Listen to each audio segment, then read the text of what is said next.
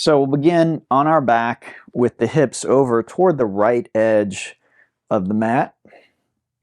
And this is called a banana. So we'll move the left leg over to the left, and how far you go just kind of depends on you. And then you take the right ankle over like so. All right, and then reaching up, we grab the right wrist, left hand. We want to pull it over. Now that might be enough, but for most people it's not. So you can, I don't know if you can see me, I'm sort of wiggling my head and shoulders over to the left more.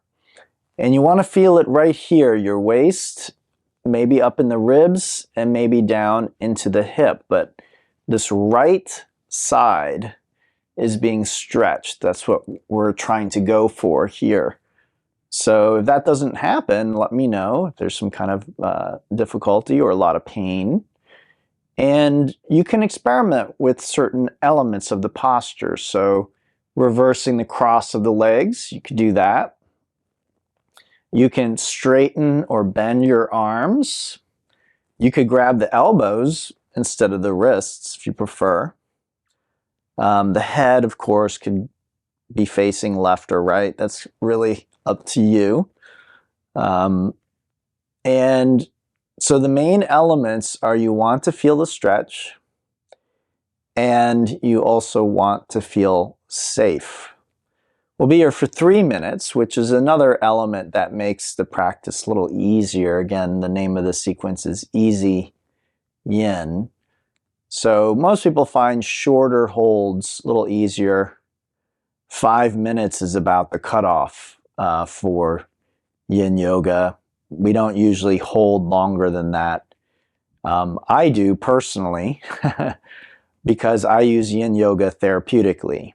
I use Yin Yoga to heal my body or to heal joints and to alleviate pain. So if you're going to do that, sometimes you do need to hold a little longer, or it can be helpful. But I don't really recommend doing that unless you're a yoga teacher like me, or a yoga therapist, or unless you've been advised by a yoga therapist or a physical therapist or someone like that to do that. So I'm definitely not making a recommendation that you start trying that on your own at home. Things like that can be tricky to gauge whether or not you're actually helping yourself or hurting yourself when doing that. For me personally, I've been doing this long enough and I've healed myself enough times that I have a fairly good sense about those things. But for many people, it may be unclear. And so you could maybe end up making things worse by doing that on your own. Okay, we're right at the 3-minute mark. So let's switch sides. And as you do, you might, as you come through neutral, just sort of check it out. What do you feel on both sides? So I definitely, this side feels a lot lighter is the word I want to use. Just like it's brighter. Maybe brighter is the word. It's more vibrant. It's just more alive. It's speaking to me. I kind of feel it. This side feels very dark and dull by comparison. Okay. All right, so we'll move over to the left side, and same idea. Just going to move those legs and arms and head and shoulders over. And so this is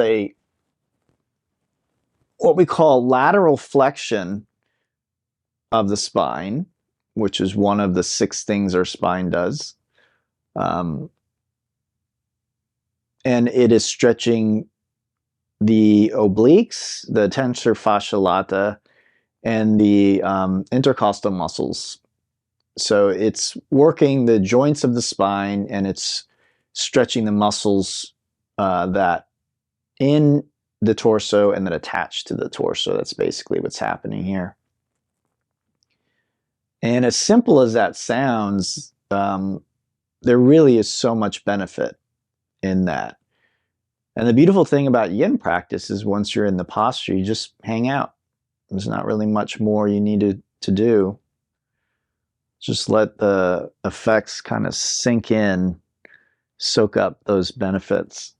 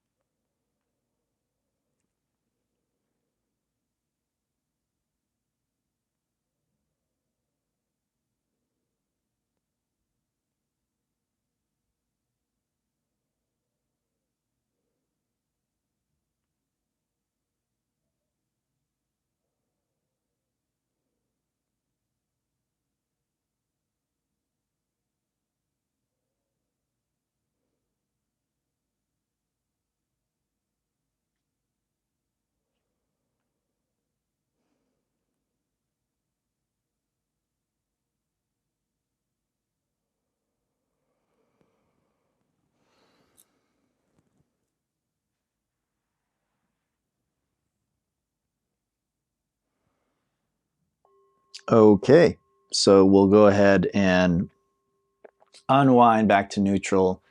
And as we usually do, we'll just break for a moment and just feel the spine and the torso, whatever other things we're feeling. I'll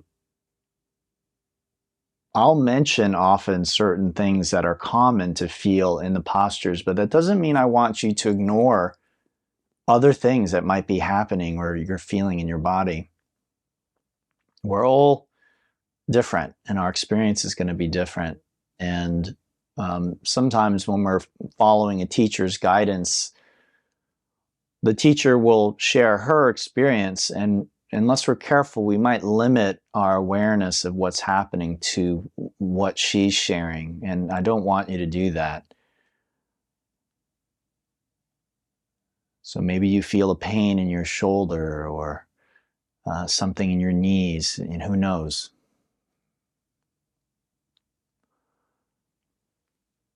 Okay, let's bring our legs in now. This is a counter stretch, so we're just using this to sort of ameliorate the effects of those first two postures. So you can make circles, the knees, you can rock back and forth or side to side. You can kick your legs. Some people like doing this kind of a thing. It can be very invigorating, bring energy and vibrancy to that part of the body. So take your time, and when you're done, we'll hinge up. The hinge helps to stabilize the hips and the spine. So it's a good idea. If you can do this without pain, it's a good idea to do it. So hands under the hips, legs straight up. If there's pain in your back, then you just bend your knees. Otherwise, you keep the legs straight. Lift the head and neck. Inhale, and as you exhale, just lower those legs.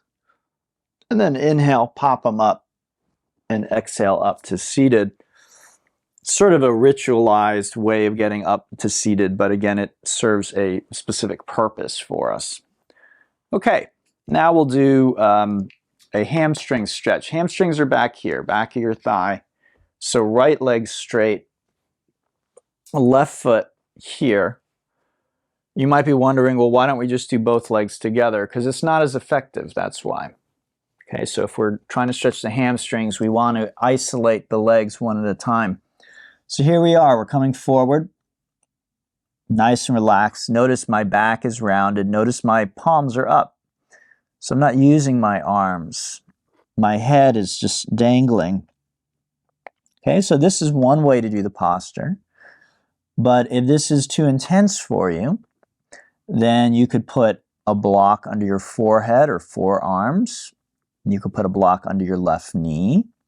And when I say a block, I'm talking about a yoga block, but if you don't have one, you know, a box, some books, a big pillow, any of those things can be used to support you. And then back here, you could sit on something. So if you're having trouble coming forward, sitting on something, again, a big book, a big pillow, a box, anything like that can help tilt you forward a little more easily. Now the key is, even last night in class, I was teaching class last night, and someone asked me, "Is this right?" You know, they wanted me to look at them and tell them, "Is this right?" And I said, "Well, what do you feel?" So this is really what I want you to think about as we do these postures. What do you feel? I want you to feel this in the back of your right thigh. I want you to feel safe. And I want you to feel that you can hold this for a few minutes without a lot of movement. And if you answer yes to all those questions, I feel safe, I feel I can hold it, I feel the stretch in the back of my right thigh, and there's nothing else you need to know. It doesn't really matter what it looks like. Okay? I don't know if you can see, but my right foot is kind of pointing out to the side and it's relaxed.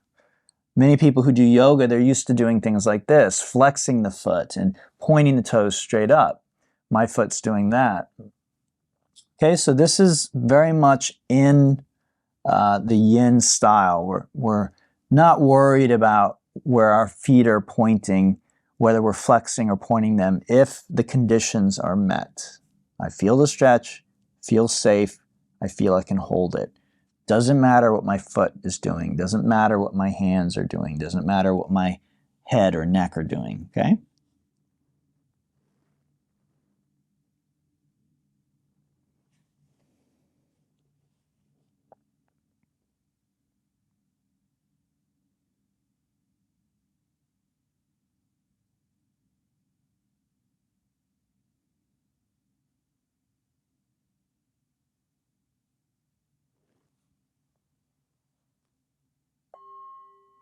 Let's switch sides.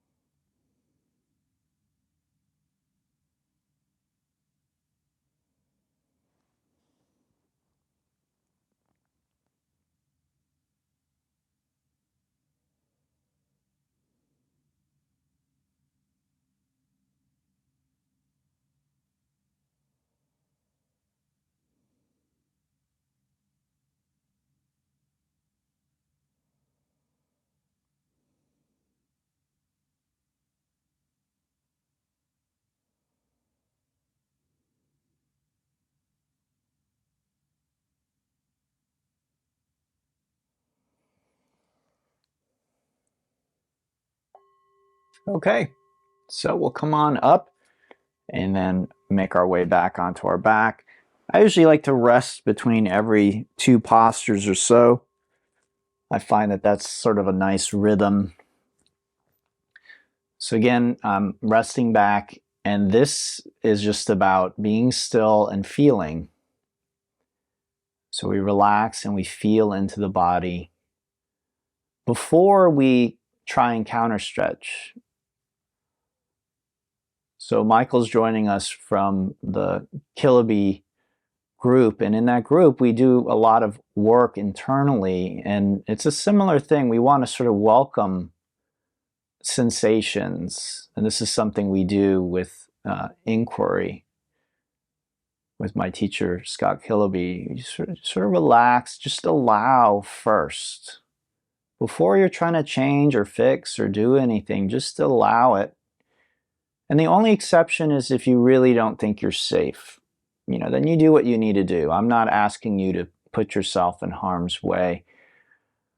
But if we're really honest, usually it's just discomfort. We're not actually unsafe. We're not actually in danger. We're in our living rooms or in our bedrooms. We're doing yoga. It's not that dangerous. So we just feel the sensations for 30 seconds or a minute. And you'll notice that a lot of them have already gone. If you just relax, you didn't have to do anything. And then, if some of them linger, we just bring those legs in, give them a little squeeze, and we do a little movement. Movement is so powerful. Movement is so, so powerful. Stillness is so, so powerful. So our lives unfold between these two extremes, if you will, or opposites, movement and stillness. This is what it's all about. When should I be still and when should I be moving? You could say this is the key to a happy life. Okay. I'm in a really good mood today. I'm sorry about that. All right, swing our legs up, lift our head and neck, take a deep breath, exhale, lower the legs toward the ground, and we hinge on up to seated. So when I'm in a good mood, I'm just going to probably crack myself up, so apologies. Okay, so we'll do the frog next. Some people like to turn, and you're welcome to do that. And they turn so they can keep their knees on their mat. My mat isn't really padded, and I'm on a carpet, so I don't need to turn, but I'll turn just for the sake of the class. So tabletop, and then what do? I take those knees as wide as they'll go, and then that creates a groin stretch, the inside of the thighs. Okay, now I can stay on my hands, but I can also drop down. It really is up to you. The main thing, again, there are 3 questions you ask. Do I feel safe? So if you have sensitive knees, this might be a lot for your knees. So again, you can double fold your yoga mat, put some towels or blankets underneath the knees. You don't want to torture your knees. The other thing you want to ask here is, do I feel the stretch? Where's the stretch? It's here, the inside of the thigh, the groin, the adductors, right in there on both sides. Do I feel that? The answer is yes, good. And then the final question, is this too intense that I'm going to have to come out of it in a few seconds? Then it's not going to be as effective. So is it comfortable enough that I'll be able to stay here for the 3 minutes? So if it's not, then you need to modify it or change it so that you'll be able to hang out there. Again, as I said a moment ago before I started laughing, the secret to life is knowing, you might say, when to be still and when to move. So yin is a time when we want to be relatively still. Now, I'll say this, in physical life, there's really no such thing as absolute stillness. So the body is always, the heart's pumping, the breath is moving, the cells are vibrating. I mean, there really isn't absolute stillness, but there is a relative stillness that we can access. So here in yin, we want to be relatively still. Likewise, there's really no such thing as absolute movement. There's always some stillness going on. This is why the Buddha and Buddhism in Zen, the Zen tradition, they say, you know, form is emptiness, emptiness is form. Another way of saying the same thing is stillness is movement, movement is stillness. The distinction that these two are actually separate or opposites is it's not real. It's not actually true, ultimately. But having said that, relatively speaking, we want to be still.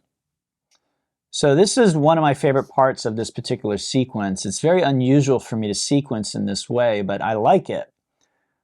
Usually each set is targeting the same area. So a set for me is usually 2 poses.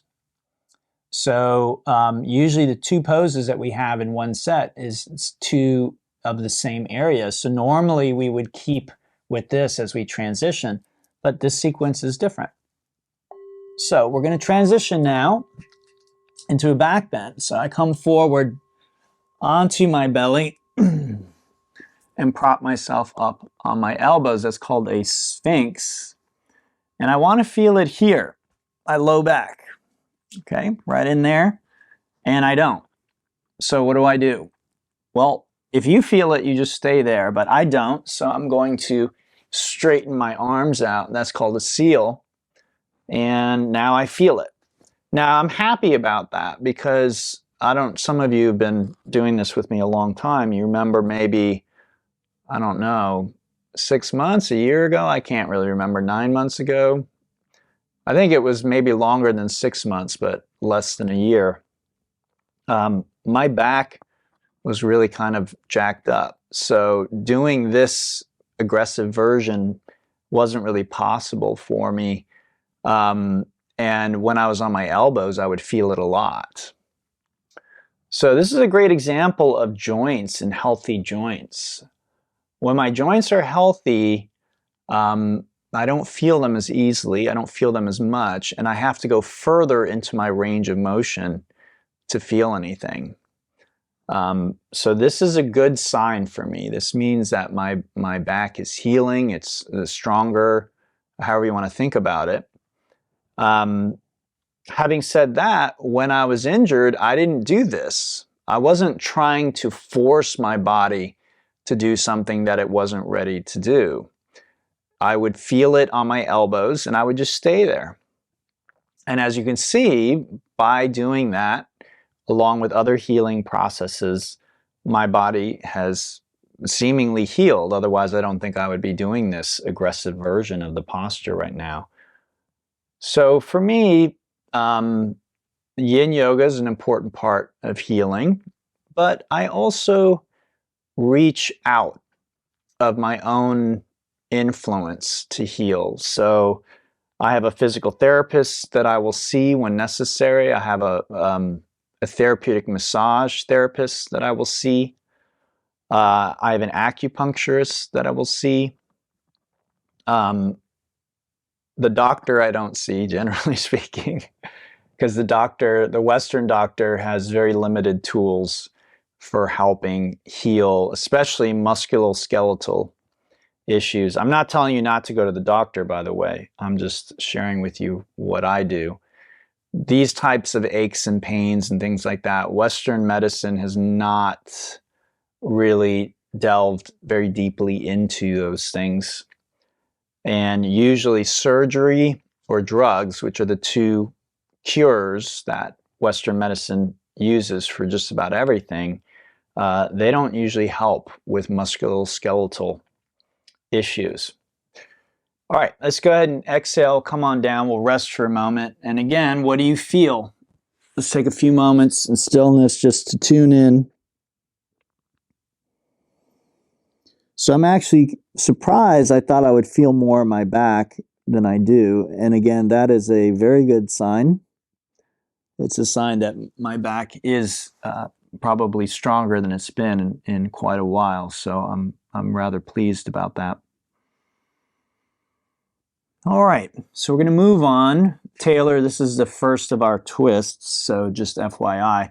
But before we do that, let's just do a little counter stretch. So just bend those knees, feet in the air, and just let the feet side to side. Just drop them side to side. Loosen up a little bit. Okay.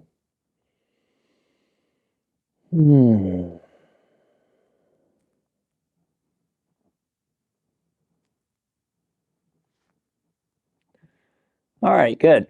Now this is called the cattail pose. I'm going to turn just so that I can keep facing the camera. You don't need to turn on your mat, okay? All right, so first thing, make sure you know your left and right and pull your left leg up like this, pretty much as high as it will go. Notice I have my head propped up on my right hand, okay? Then I recommend doing that at least to start. Bottom leg, we're going to take that and move it back, okay? Now you may not be able to move it back very far, but just as much as possible.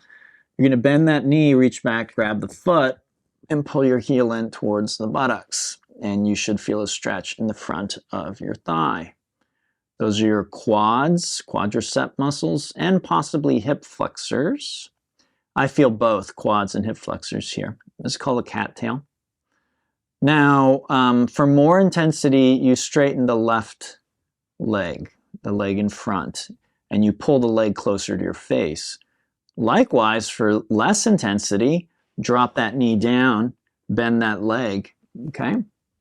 And feel free to use a strap or something around your foot if you have trouble reaching it. So you can use a strap or whatever you've got, a belt, anything like that can be used. A lot of people have a lot of tension in this muscle group, the quads. So this is a great stretch for those quads. You can move the foot around, right? Taylor, if you're having difficulty, you can sort of lay forward. It'll be less of a twist. If you lay back, it's more of a twist. And you don't have to keep your head on your hand. So you could put your head on your upper arm or rest it on the ground or put it on a block or something like that.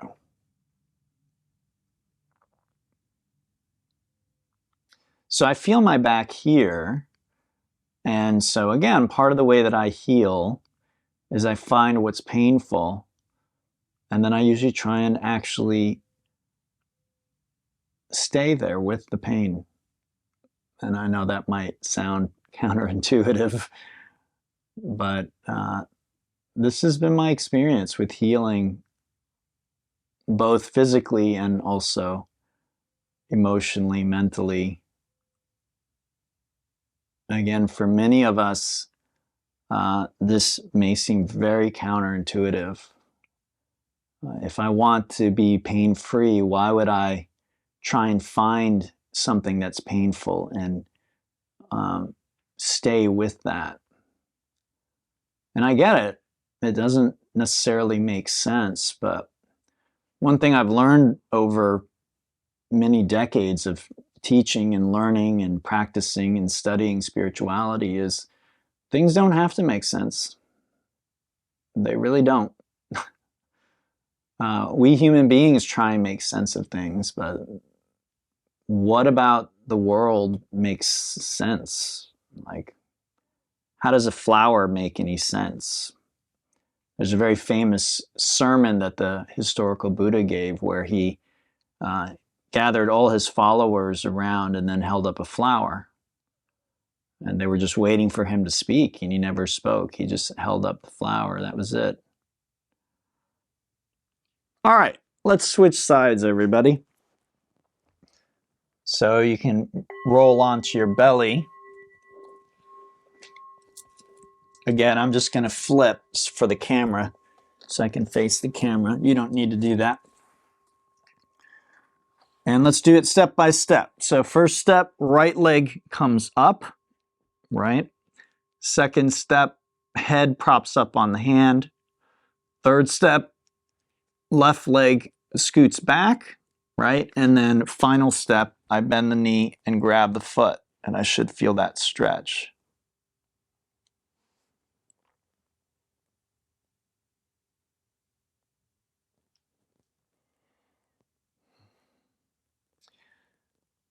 So the flower sermon by the Buddha is an interesting one.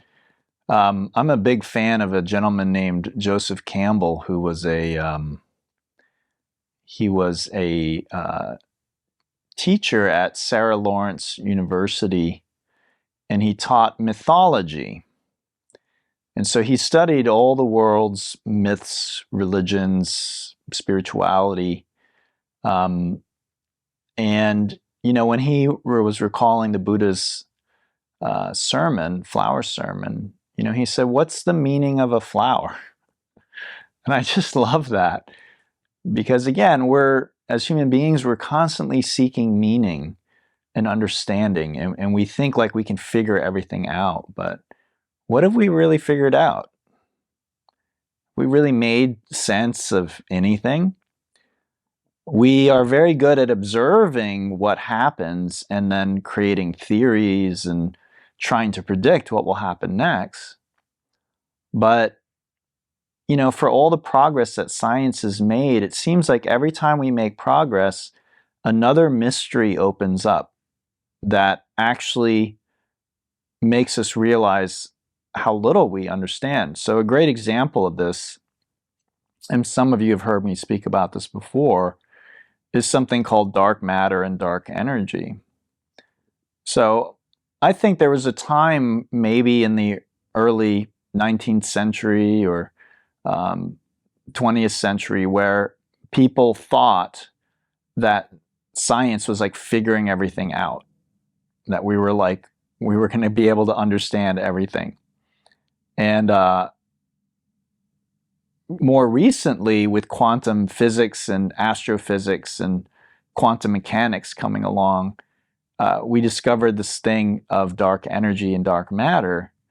And modern science currently predicts, and again, this could change, right? But currently, modern science predicts that we can observe and study about 4% of what is out there in the universe, because most of it is what's called dark energy and dark matter. So most of what exists is something that we have no way of measuring, seeing, sensing, but we know it's there. We know it's there, but we don't know what it is, and we have no way of studying it or finding out about it. Interesting. Because again, I think there was a point where we thought, oh, science is going to figure everything out. We're going to understand everything. And as we've gotten deeper into science, we realize, oh, actually, there's more we don't know than there is that we know. All right, let's go ahead and unwind from that. That might have been challenging for some of you. So again, I tried to make this as easy as possible, but the other alternatives would actually have been harder. So just keep that in mind. Quad stretches are difficult for many people, so that's just kind of inherent, comes with the territory. All right, let's press back to tabletop. We'll do a little bit of the bear pose here.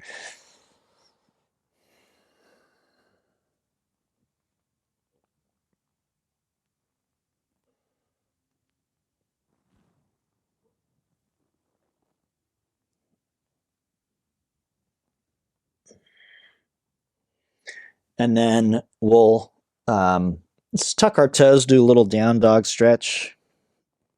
Again, I'm not trying to be still or hold a pose here. These are meant to be active. So they're counter stretches the way we're using them.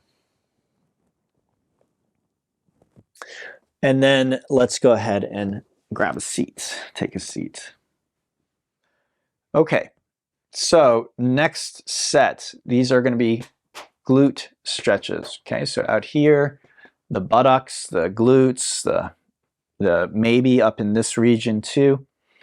First choice is this, just simply right leg in front of left, and then you just come forward. Do you feel the stretch here?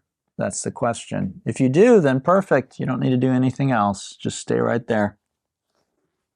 If you don't, let's take the right foot and stack it. So this is only if you don't already feel the stretch. A little more intense, okay? And then finally, if you're feeling a pinching right in there, then you can do this instead. Okay, where this is called shoelace, just a different variation, still trying to stretch out here. Okay, so I'm going to do, I think, this one today. And, you know, depending on the day, my body does change from day to day, depending on what classes I'm teaching, how much I'm stretching, if I'm walking a lot or not. So certain stretches will feel more or less effective at different times. And your experience may be different. Again, you know, if I more or less do the same thing every day, then it's very likely that my body will feel very similar from day to day. But when you get a little older like me, you start, you know, your body does change at a certain point with age. We've all experienced that, right? Because we've all been little children, and the bodies we have now are different than when we were little children. But this also happens, you know, a little later in life as well. For me, mostly around my late 40s is when it started happening to me more. So there were kind of changes started happening more rapidly and more noticeably for me at that stage. And so at that point, you know, postures that I've been doing a certain way or certain things I've been doing, I either had to maybe change up the way I did them or pick something else to do if I wanted a certain benefit. Now, a lot of my interest these days is actually trying to counteract those effects, and I'm learning a lot from science and medicine about how to do that. But interestingly, it's always been kind of, I don't know what you want to call it, common knowledge, or it's been sort of known by many people just anecdotally that if you practice yoga and meditation and Tai Chi, that these sorts of things very often help keep you looking young. So the science that's coming out now is beginning to tell us why that's the case, because there's a lot of research being done in these fields. But again, a lot of people kind of already know that's generally the perception, that people who do these things generally stay younger, seemingly stay younger. They're more active, more flexible. They complain less about pains and things like that, generally speaking. So again, I think that's just sort of a general perception that most people have with doing these things, that these things can help keep us young and vital. All right, we're going to switch legs here. So we'll come on up and then just change them out. You probably want to do more or less the same thing on both sides.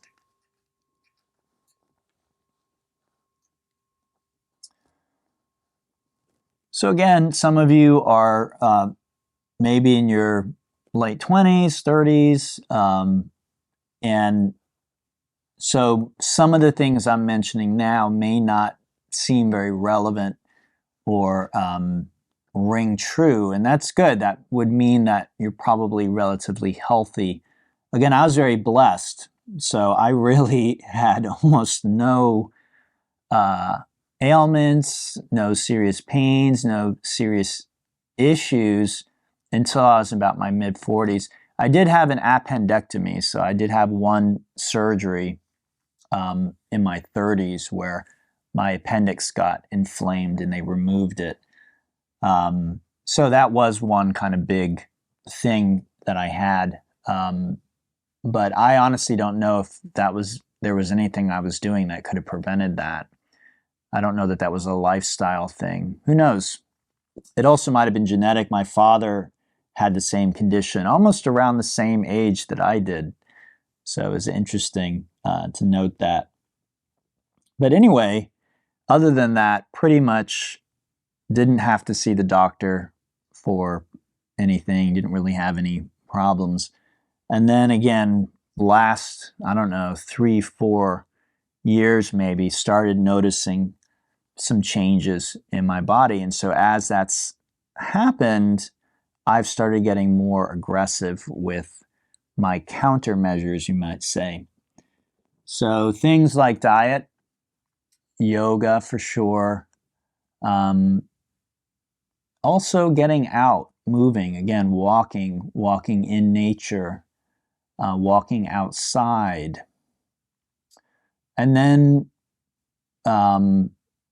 if you've been to my Patreon page, I doubt many of you go there, but I post things on there that are relevant to some of the things I talk about in class. I'll post videos by other people, right? Doctors and scientists and people doing research and just people who are interested in this stuff. And so the other element, other than say diet and the meditative arts and the yoga and all that, is hormetic stress, which is again finding things that are somewhat difficult for my body physically, extreme heat or extreme cold, or fatiguing my body in some way. Finding these things and actually intentionally trying to engage in these things, because the research, again, the scientific research shows that this actually helps to make us healthier on a cellular level. So it's not just like a workout. It's actually affecting the cells themselves. It's making them hardier, healthier. All right, let's go ahead and come on up and we'll come back onto our back. Let's relax. So example of that is Matt and I went to dinner the other night, and he said he saw a video I posted on the Patreon page about cold showers. So that's been something I've been doing for a few years. That's a way that I stress my body hormetically. At the end of my shower, I'll shut off the heat completely and just let the cold water run over my body for a minute or two. I try and expose my whole body to that. So that's a good example. I didn't used to like cold showers. I hated them, as a matter of fact. It felt like I was going to die the first time I did it. Really, it did. It was hard. And I find my body is still acclimating. So it's getting easier and easier over time to expose myself to that cold. Again, what's that sort of telling me is my cells are getting healthier and healthier. They're getting stronger and able to handle that better over time. So I'm sort of training my body on a cellular level with that. Okay, let's bring the legs in. We'll give them a little squeeze, shake it out.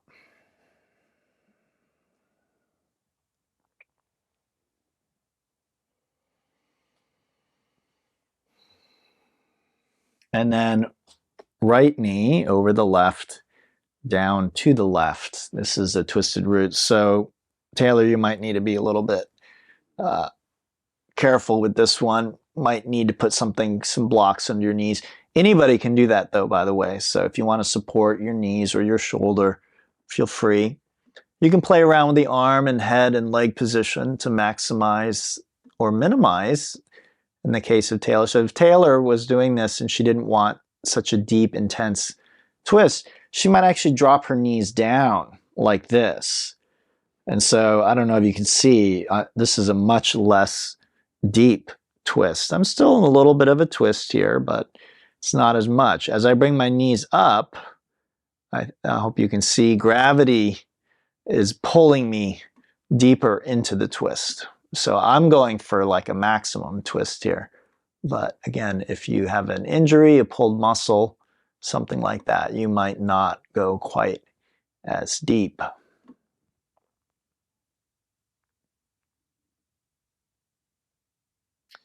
So again, hormetic stress is something. Now, the thing I do want to make clear is it doesn't matter what age you are. You can benefit from all the things I'm talking about. I'm just sharing my own experience that when I was in my 20s and 30s, I was very blessed. I was very lucky. I was so healthy that when I would do things that supposedly made you healthier or whatever, like I didn't really notice much difference, to be honest. Okay, so you know, a lot of these things, I didn't really notice that much a difference. And then especially once I started picking up yoga, and I'd been meditating since I was in my 20s, like it really, I was relatively happy, I was healthy, and so it didn't really feel like much was happening. So it can be hard to get motivated to do something that you don't see the effects of, that you don't feel the effects of. Now, again, this is one of the beautiful things about scientific research, is sometimes scientific instruments are more sensitive to changes than our conscious awareness is. And so consciously, I might be like, I did this, you know, juice fast, or I changed my diet, or I started doing yoga, you know, and I don't feel any different. But then if we were to measure, you know, your cells, the health of your cells, or we were to look at your DNA myelination, or we will look at your telomeres, these are things where we might see, oh, but actually there is a change, right? And so again, that's what a lot of this stuff I'm sharing with you. It's not just things that the yogis are doing. These are, almost all of them are things that science has verified. Yes, this is actually good for you. Let's switch sides here.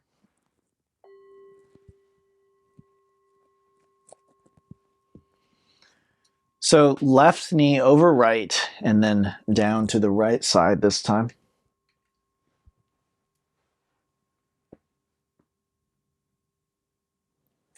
So again, a hormetic stress is very often going to be something that is uncomfortable.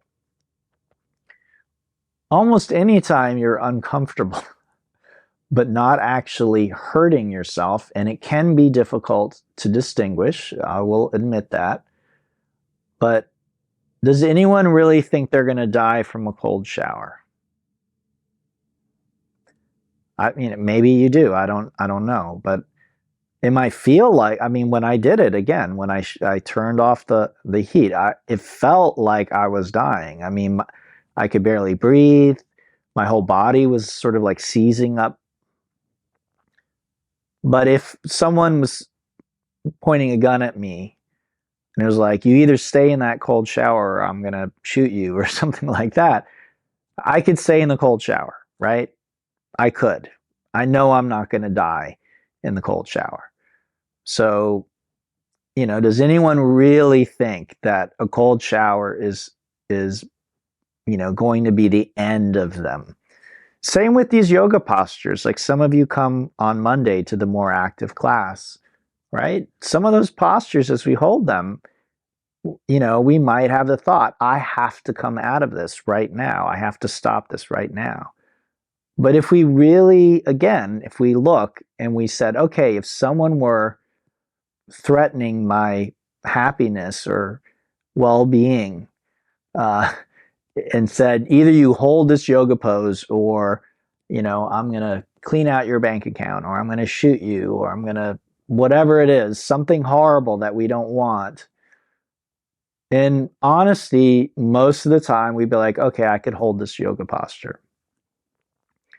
So this is the kind of thing where if we start looking at our experience more, we can find opportunities to stress our bodies hermetically. So a great example, many of you, like me, live in Atlanta, Georgia, and it's starting to get hot. It's starting to get summery.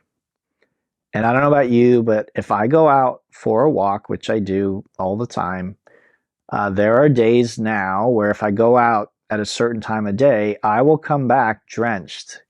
I mean, covered from head to toe in sweat. Not pleasant, right? It's not, I don't like the way that feels. I don't know about you, but I'm covered in sweat. You know, I smell, my clothes are drenched. So is that something that I'm going to want to do or enjoy doing? No. Is it good for me? Yes, it's good for me. So that's the key. That's why I'll do it, right? So this again is what we want to start to think about. Not what do I like, what do I enjoy? That's not necessarily what's going to make me happy or healthy. Again, you can do those things, but hormetic stress, maybe see if you can find ways in your day where you're doing some things that are challenging you physically, your physical comfort, cold shower, a walk out, in the heat, yoga postures, right? You're challenging your comfort a little bit, but not in any way that actually threatens your health. So, in terms of walking outside, if you do live in Atlanta, we do sometimes have health advisories, right? It can get hot and humid and muggy, and if you have breathing problems, then you may have to be careful about that. So, again, we all have to be aware of where those actual risks are.